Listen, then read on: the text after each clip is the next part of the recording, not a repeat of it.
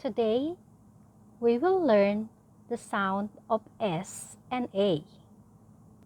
S says S. S. Repeat after me. Say S.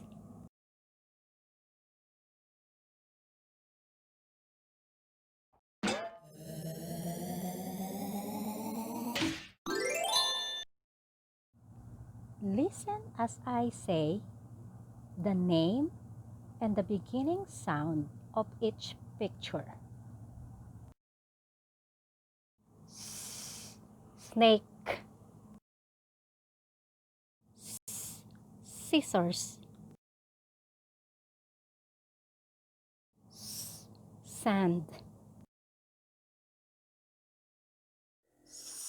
Sun. Snail. Stick.